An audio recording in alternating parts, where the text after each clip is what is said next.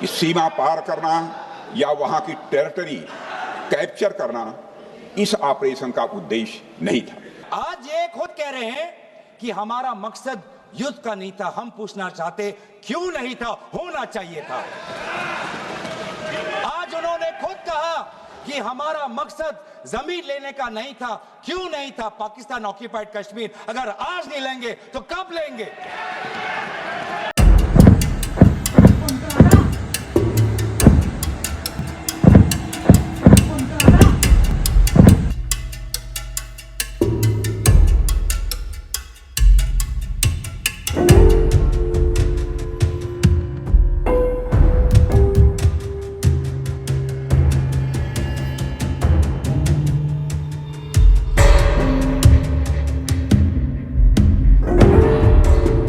और इसीलिए इस चर्चा का विशेष मांग यह है कि आज सच्चाई सदन में आनी चाहिए।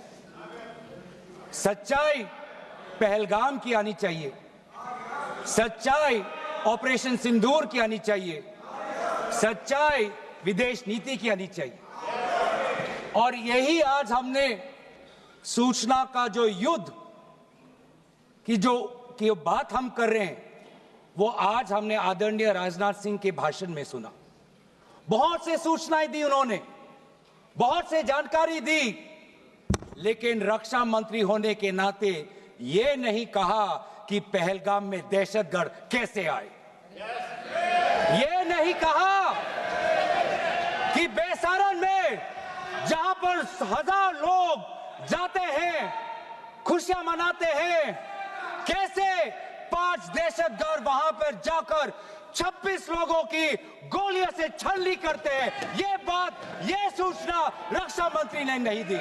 लेकिन देश ये भी जानना चाहता है, वे 26 लोग जो जिनके परिवारों में आज कोई गुजर गया, वे ये भी जानना चाहता है कि 100 दिन गुजर गए और वे 5 दहशतगर्दियों को यह सरकार पकड़ नहीं पाई। बार बार हम ये देख रहे हैं सर कि आदरणीय गृह मंत्री जाते हैं, कहते हैं कि बहुत अच्छा बंदोबस्त हो गया है, टेररिज्म के हमने उनकी रीढ़ की हड्डी तोड़ दी। तब भी उरी होता है, तब भी बालाकोट, तब भी पुलवामा होता है, तब भी पहलगाम होता है। अंत में जाके जिम्मेवारी कौन लेता है? जम्मू कश्मीर के लेफ्टिनेंट गवर्नर नहीं। अगर जिम्मेवारी किसको लेनी पड़ेगी तो आदरणीय गृह मंत्री आपको लेनी पड़ेगी। नैतिक जिम्मेवारी आपको लेनी पड़ेगी।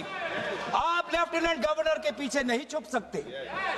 आप लेफ्टिनेंट गवर्नर के पीछे ये केंद्र सरकार नहीं छुप सकती, क्योंकि गृह मंत्री खुद वहां पे थे कुछ ही हफ्ते पहले।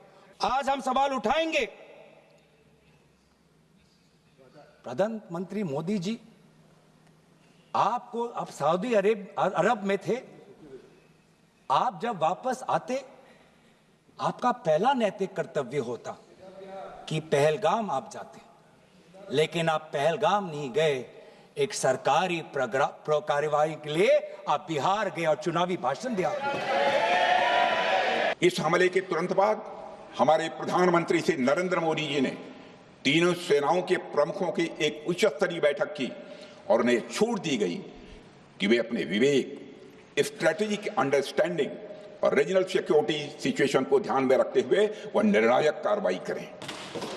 अध्यक्ष महोदय, 7 मई 2025 को रात्रि 1:05 भारतीय सशस्त्र बलों ने ऑपरेशन सिंदूर प्रारंभ किया, जिसमें पाकिस्तान और पाक ऑक्युपाइड कश्मीर में भारत के खिलाफ आतंकी गतिविधियों से जुड़े 9 स्थानों को निशाना बनाया गया।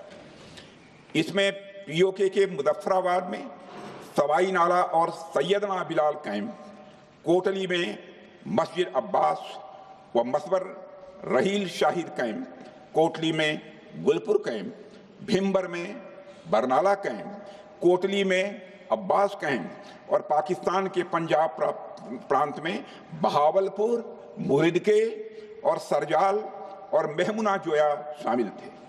इनमें से 7 आतंकी शिविरों को भारतीय सेना ने पूरी तरह से नष्ट कर दिया।